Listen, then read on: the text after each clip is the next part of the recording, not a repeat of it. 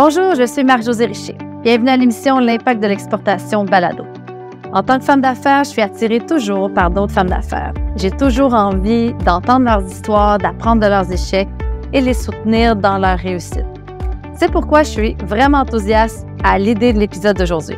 Nous diffusons cet épisode depuis chez moi, à Montréal, sur le territoire traditionnel non cédé des Kanien'kehá:ka, le peuple Mohawk.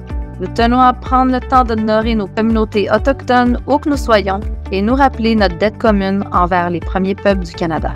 Aujourd'hui, je reçois Nada Zogheb, directrice des programmes économiques chez Réseau des femmes d'affaires du Québec. Le RFAQ offre un soutien et des services sur le terrain aux entrepreneurs québécoises. Je reçois également Geneviève Ettré, présidente directrice générale de Stobizon.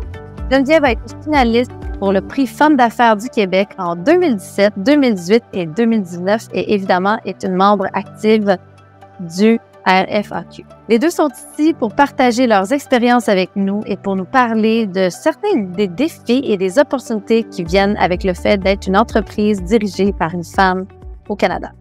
Bonjour à vous deux. Bonjour. Bonjour. Merci d'être là avec moi. Donc, Nada, je vais commencer par toi.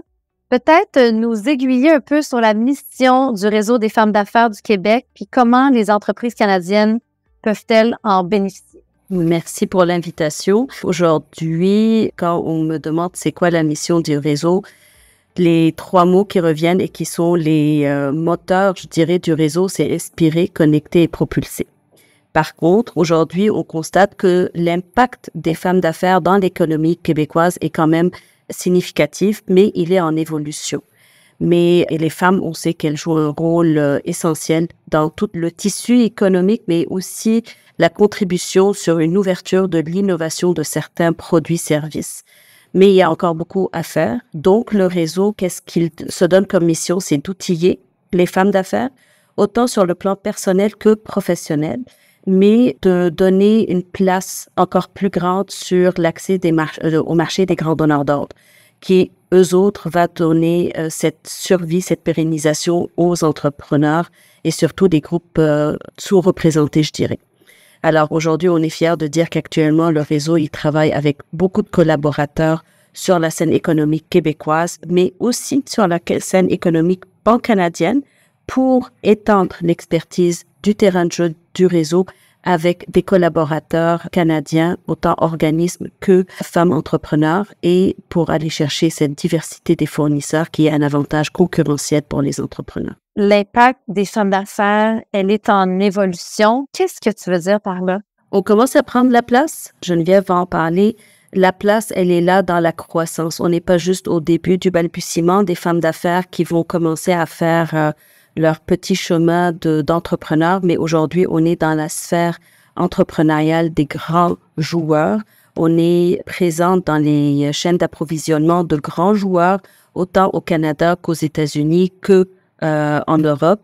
Alors, la présence des femmes amène un regard et un impact économique, je dirais, plus large. Parce qu'il y a des nouveautés, parce qu'il y a une nouvelle façon de faire, parce qu'il y a des nouveaux produits, parce qu'il y a une nouvelle, je dirais, mouture de services.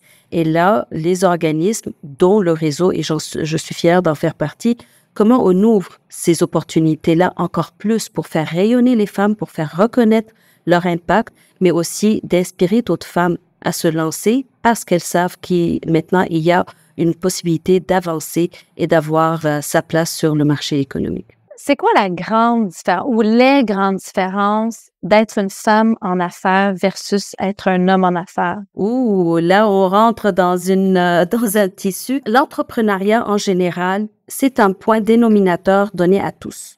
Maintenant, comment on l'amène, comment on le guide dans la sphère de l'impact économique, c'est là que ça peut avoir une différence. Ce qu'on entend, le cliché aujourd'hui, un homme entrepreneur, il prend des risques et il se lance. Une femme entrepreneur calcule ses risques avant de se lancer. Ça demeure aussi une vérité, mais on voit de plus en plus que les femmes entrepreneurs prennent aussi des risques, mais des risques où elles vont aussi savoir être sûres de ce qu'elles font. L'homme, il va aller s'entourer. La femme, elle veut le comprendre aussi avant de se lancer. Donc, il y a cet aspect-là de différenciation.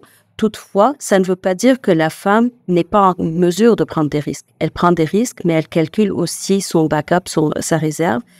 Je dirais la femme, aujourd'hui, elle devrait peut-être s'entourer un peu plus parce qu'il y a des ressources, surtout au Canada, au Québec, mais il y en a qui le font. Maintenant, il faut juste qu'on les inspire puis de leur dire de ne pas hésiter à cogner à la porte et de dire « Hey, j'ai besoin, tu m'ouvres la porte vers quelqu'un d'autre ». Donc, de se lancer plus rapidement au lieu d'attendre qu'elle soit apte à se lancer en entrepreneuriat.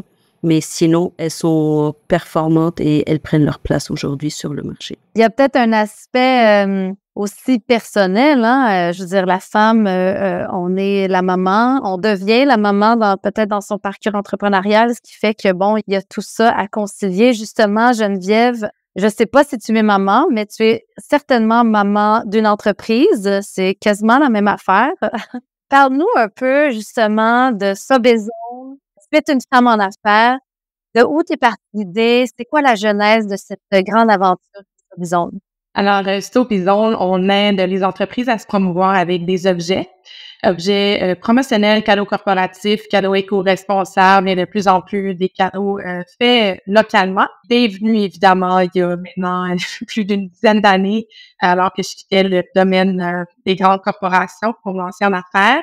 Et effectivement, oui, je suis maman, j'ai eu 2 enfants, donc bâtir l'entreprise à travers ça amène ses défis. C'est un défi, je pense qu'on doit relever en même temps, qui peut-être peut réduire la croissance à ce moment-là, qui peut pour certaines femmes être un désavantage par rapport à la croissance d'une entreprise si je peux nommer ça. Donc, c'est justement, ça a été une croissance peut-être un petit peu plus lente au début, mais maintenant, on est présent sur le marché canadien, mais également sur le marché américain. On vise les grandes corporations et c'est à travers le réseau des femmes d'affaires qu'on a trouvé de super belles opportunités. Ça fait presque une dizaine d'années que je suis membre du réseau des femmes d'affaires. On est également certifié à propriété féminine. Je pense que c'est important également de le nommer parce que cette certification-là nous amène de super belles opportunités à travers les activités au réseau des femmes d'affaires, mais également au Canada et aux États-Unis. Et les grandes corporations, maintenant, c'est un de leurs chevaux de bataille, je dirais, où est-ce qu'ils veulent aller rechercher plus de diversité dans leurs fournisseurs. Donc, ça nous ouvre une autre porte. Ça veut pas dire qu'on a un avantage par rapport aux entreprises qui sont déjà présentes dans leur banque de fournisseurs, mais ça nous donne peut-être une porte de côté pour entrer, juste être mis en contact avec la bonne personne plus rapidement. Justement, tu en as parlé un peu des perspectives d'exportation. Justement, c'est un balado d'exportation. On veut inspirer là, les gens à se lancer hors de nos frontières, qui est tout un défi. Justement, Nada, quel rôle le Réseau des femmes d'affaires du Québec peut jouer pour les entrepreneurs canadiennes qui cherchent, ou les entrepreneurs là, sans eux, hein, les hommes, qui cherchent à développer leur entreprise à l'international? Écoute, il y a un rôle majeur, c'est clair, à plusieurs niveaux. Aujourd'hui, il y a eu aussi des études, des analyses que le réseau a fait pour comprendre aussi les bloquants, les défis des femmes entrepreneurs pour l'exportation. Il y a aussi une étude qui nous a démontré que, puis j'ai les chiffres ici, c'est que près de 80% après la pandémie, les femmes ont été plus durement touchées, les femmes entrepreneurs, pour assurer une croissance, le maintien et la croissance. Donc, ça a été relevé dans un sondage qui a été fait. Et pourquoi? Pourquoi elles ont été plus touchées? C'est au niveau de la relance sur différents besoins des femmes entrepreneurs, la sécurisation, de pouvoir aussi garder une certaine croissance de la clientèle, a été démontré qu'il y a une crainte qui a été plus démontrée envers le marché de l'entrepreneuriat féminin, autant des donneurs d'ordre que de l'entrepreneur. Et de là que pour nous, au réseau, la diversification des marchés dans un marché très compétitif aussi demeure important. Donc, le réseau aujourd'hui, qu'est-ce qu'il fait? Il va aider à outiller la femme d'affaires entrepreneur qui est dans sa phase de croissance, autant pour l'accès du marché que l'exportation. Parce que les deux, quand tu rentres dans l'accès des grands donneurs d'ordre, c'est quasiment te préparer aussi à l'exportation et l'exportation te prépare à accéder à des donneurs d'ordre de grand niveau. C'est de les outiller, de les rassurer, de leur donner la confiance de dire je suis peut-être encore dans ma phase de croissance, d'expansion, mais je peux m'asseoir devant un donneur d'ordre et lui dire que mon produit, mon service est bon pour lui et que je suis en mesure d'assurer aussi la gestion, de lui fournir le service. Mis à part ça, c'est la mise en relation. Geneviève l'a mentionné, cette mise en relation initiale qui est d'ouvrir la porte et le regard et les oreilles des grands donneurs d'ordre, c'est ça ce qui est le rôle le plus important du réseau qu'ils jouent aujourd'hui, pour leur dire, on a des femmes qui sont préparées, qui sont en mesure, qui sont là et qu'il faut juste faire ce petit maillage-là, c'est ce qu'on essaie de faire. Alors, quand on le fait avec les grands donneurs d'ordre locaux, on le fait aussi à travers les organismes et les missions commerciales qu'on fait quand nous, on fait une délégation avec le réseau pour aller dans des conférences, dans des congrès ou aussi à cogner à la porte des grands donneurs d'ordre internationaux. Ça rassure le donneur d'ordre, mais ça donne une force collective d'un réseau qui est là pour aussi présenter ses produits en collectivité, que c'est une communauté qui présente, pas juste l'entreprise, c'est qu'elle est entourée. Ça rassure encore plus le donneur d'ordre. Mais de l'autre côté, surtout, c'est de les outiller. Moi, je pense que c'est ça aussi qui est outillé de comment je peux cogner à la porte. Quel est le meilleur message que je peux leur faire et de leur donner la confiance qu'on est là tout ensemble. Nada, est-ce que tu peux nous donner un outil concret, justement, que le réseau des femmes d'affaires peut donner à une femme entrepreneur qui veut exporter? L'outil, il y a plusieurs outils, je dirais, et il y a des initiatives. Aujourd'hui, on essaye de préparer mieux les femmes entrepreneurs qui veulent aller, mettons, en mission. La mission, pourquoi? C'est parce que des fois, on s'en va pour défricher un marché, un terrain, de le connaître, de se familiariser. Donc, une mission n'est pas toujours pour aller chercher des clients, mais d'avoir une mission entourée, on va défricher un marché. Deuxième chose, c'est que on a des préparations qu'on fait avant une mission, avant d'aller à l'exportation. C'est quoi? C'est de mesurer la solidité de l'entreprise aussi.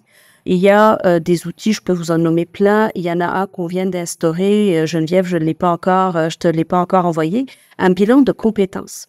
Où est-ce qu'on se situe en tant qu'entrepreneur autant qu'en tant qu'entreprise sur notre phase de croissance et d'évolution de haute croissance qu'on appelle le fameux scale-up dans notre tracé de l'entreprise.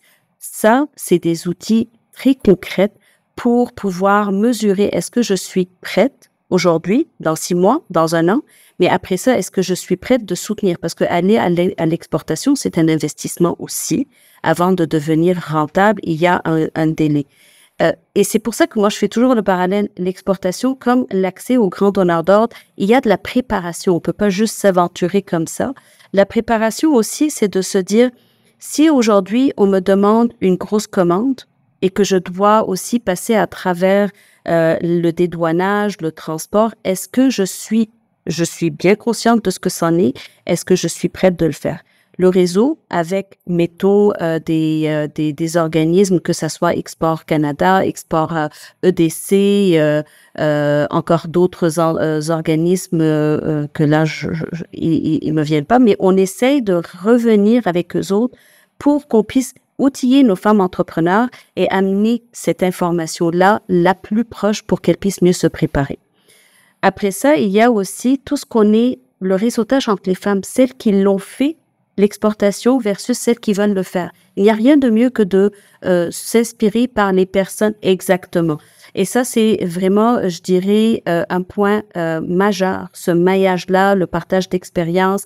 Et quand on est dans des missions, celles qui l'ont déjà fait, elles peuvent guider. Et moi, je l'ai vécu, c'est une femme d'affaires devient quasiment la porte-parole d'une autre femme d'affaires parce que en parlant avec un donneur d'ordre, la mentor. Puis mentor, mais elle lui ouvre la porte. Elle lui dit, je connais quelqu'un qui peut te donner telle réponse de service. Ça, c'est une force majeure quand on fait ce genre d'échange. Ça propulse encore plus. Et celle qui l'a déjà fait l'exportation, de continuer aussi de découvrir les autres femmes d'affaires, ça peut compléter peut-être son offre de service. Donc, autant qu'il y a le maillage entre les femmes, autant qu'il y a le maillage avec un organisme ou des organismes qui peuvent les entourer et de se lancer, défricher comprendre le marché, valider est-ce que ça vaut la peine, est-ce que je suis prête, et par la suite, on peut y aller vers le démarchage. Et souvent, quand on défriche un terrain, c'est là qu'on revient avec des bons contacts pour faire le suivi. Justement, Geneviève, est-ce qu'il y a des produits ou des services que tu as utilisés pour développer tes activités à l'international?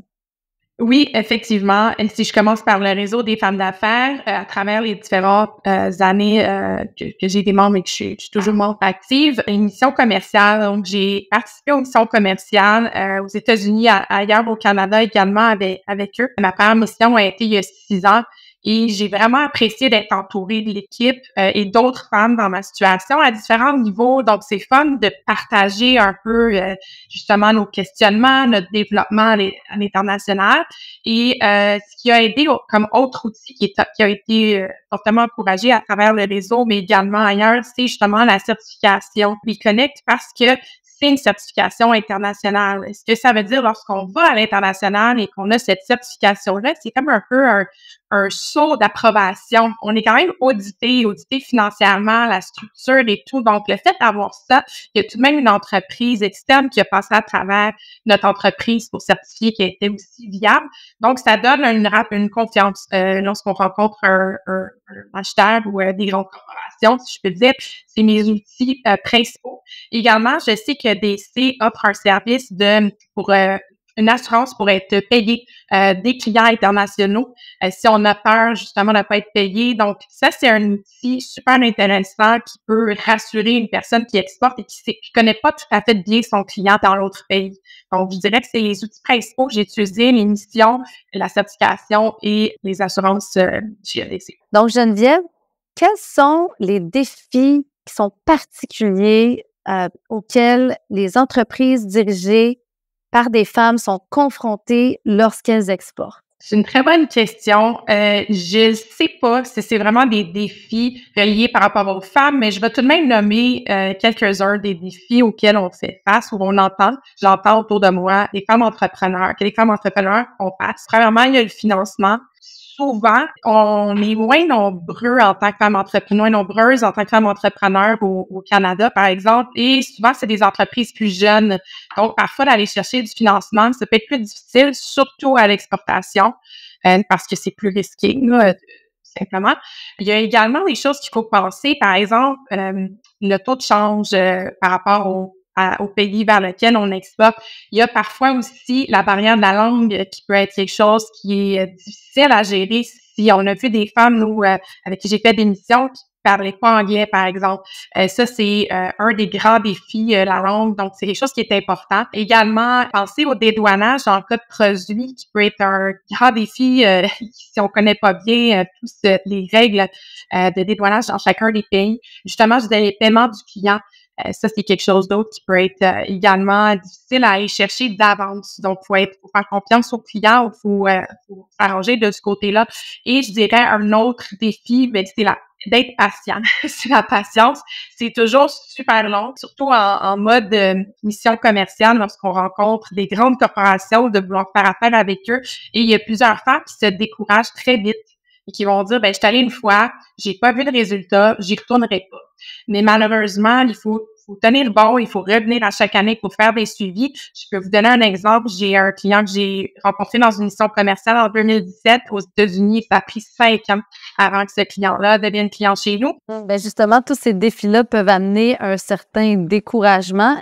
C'était quoi à la base ton objectif ou l'objectif de ton entreprise d'exporter? Ça ouvre les marchés. Et également, pour nous, étant dans les produits, c'est du plus grand volume pour nous. En général, on parle de 10 fois plus gros, le marché américain.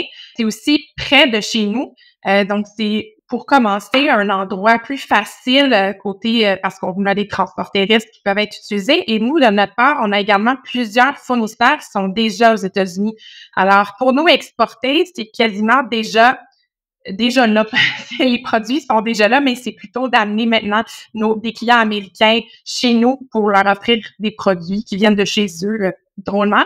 Donc, c'était là l'intérêt pourquoi on voulait exporter.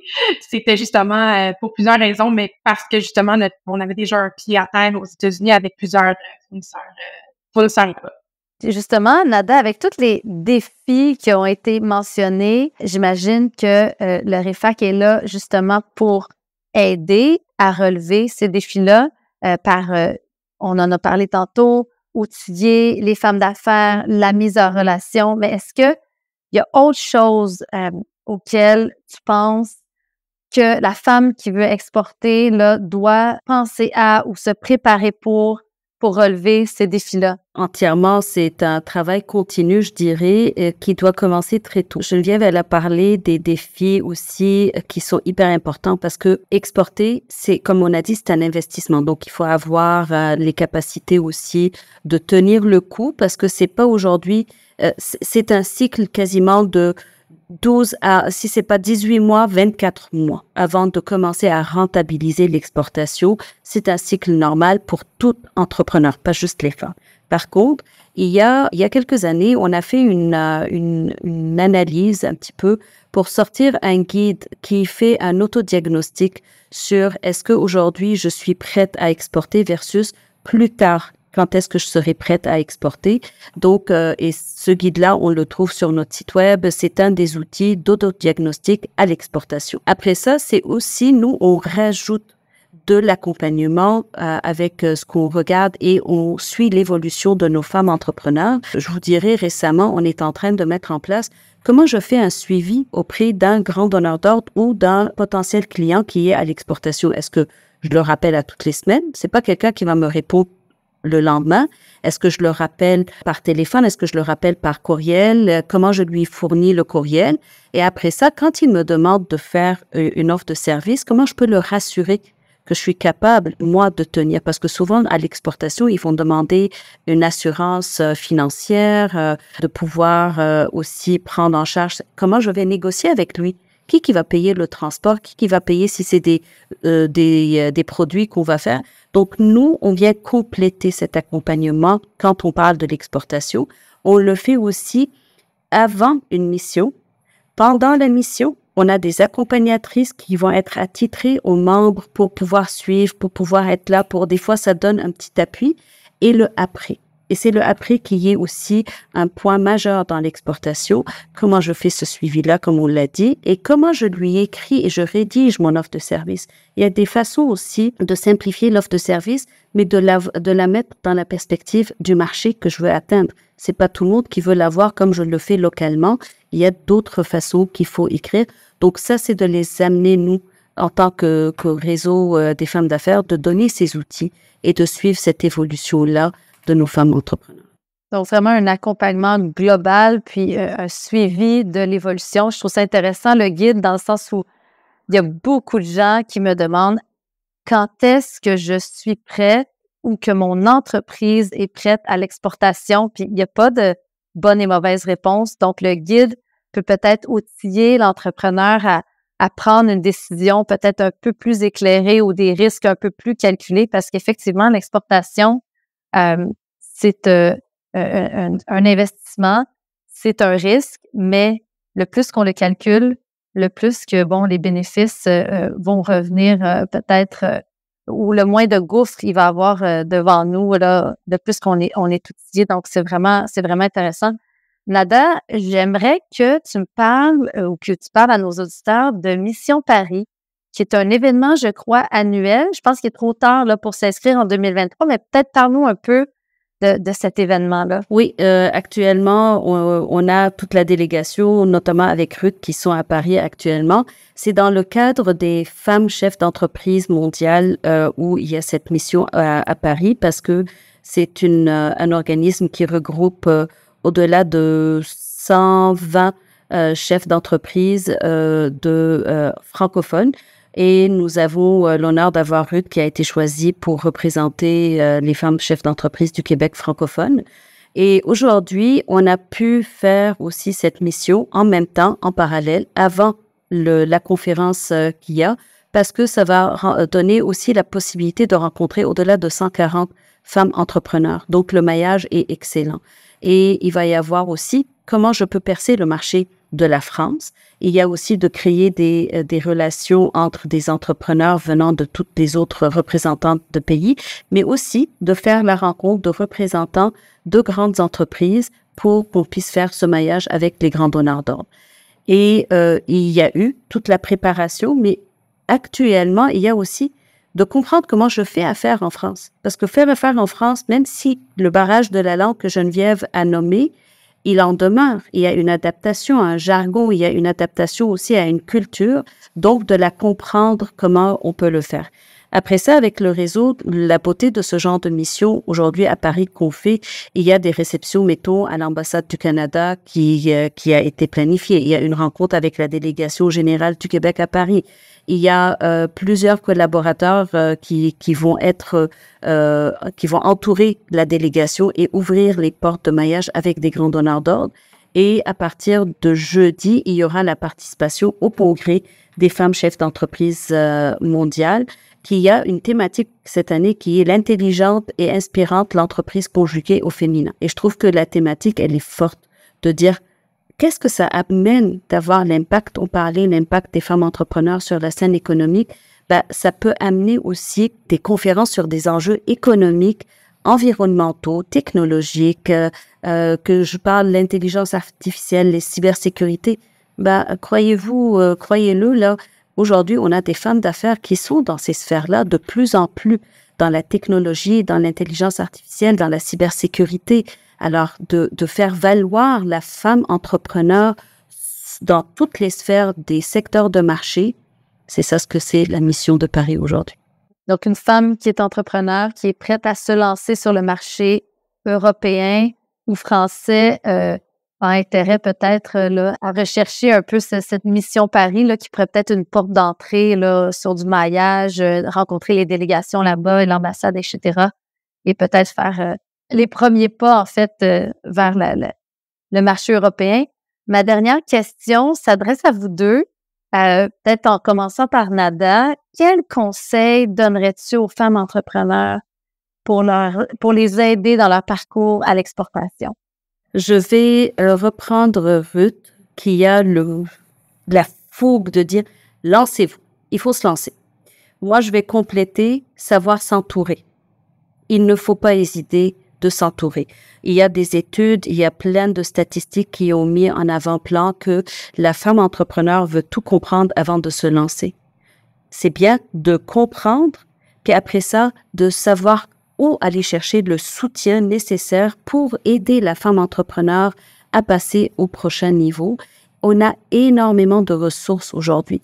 Si on parle de l'exportation, on a dit EDC, Canexport, Investissement Québec, le REFAC et le REFAC, on en a pour les femmes, mais il y en a aussi d'autres qui sont en complémentarité, qui sont associés avec le REFAC. C'est pour ça d'aller chercher des organismes. Les organismes, ils ont des ententes, des collaborateurs, des partenaires qui peuvent faciliter l'ouverture de la porte à ces femmes-là, alors, et participer à des missions. Participer à des missions, comme on a dit, l'international, l'exportation, c'est un investissement qu'il faut faire pour mieux prendre la décision. Est-ce que je suis prête aujourd'hui ou comment je planifie pour savoir quand est-ce que je serai prête? Donc, c'est ça ce que je dirais, oser, se lancer et se savoir s'entourer. Oser et prendre des risques calculés. Absolument. Justement, ouais, être bien préparé. Geneviève, de ton côté? Nada a fait un super beau résumé sur qu'est-ce qu'on doit faire pour se préparer à exporter. Ce que je peux ajouter, en fait, par rapport à mon expérience, c'est un processus qui est long. Donc, je pense que d'aller soit en mission ou de démarcher en plantant des graines tranquillement, même si on n'est pas prêt, on va devenir prêt avec le temps. Donc, je pense que vu que c'est ça, on a parlé d'un processus qui est 12, des fois 24 mois avant d'avoir même une première commande, ça vous donne le temps de se renseigner. Également, parler à d'autres entrepreneurs qui font déjà.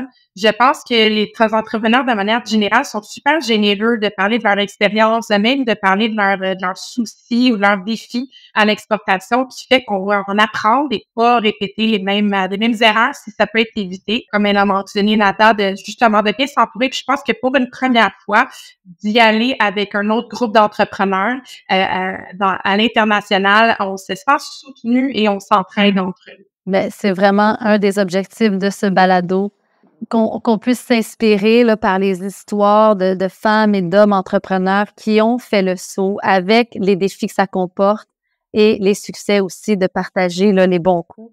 Puis je pense que quelque chose qui revient, puis tu l'as mentionné, c'est d'aller sur le terrain, semer les graines, y aller physiquement et parler, que ce soit, oui, à d'autres entrepreneurs qui l'ont fait, mais parler aussi aux acteurs de ce marché d'exportation-là avec toutes les ressources qui existent autour. Nada Zogueb, directrice des programmes économiques chez Réseau des femmes d'affaires du Québec, et Geneviève Etier, présidente directrice générale de Subzone. Merci énormément à vous deux pour votre partage. Merci pour le temps que vous m'avez accordé aujourd'hui. Je suis très reconnaissante et je suis certaine que plusieurs femmes ont pris plusieurs perles dans leur sacoche pour les aider dans ce grand parcours qui est l'exportation. Merci à toi, Marie-Josée. Merci, Geneviève, aussi. Merci, Nada. Merci, Marie-Josée.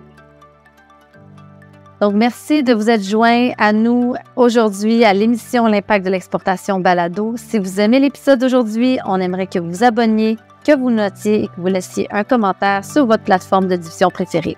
Je vous dis à dans 2 semaines.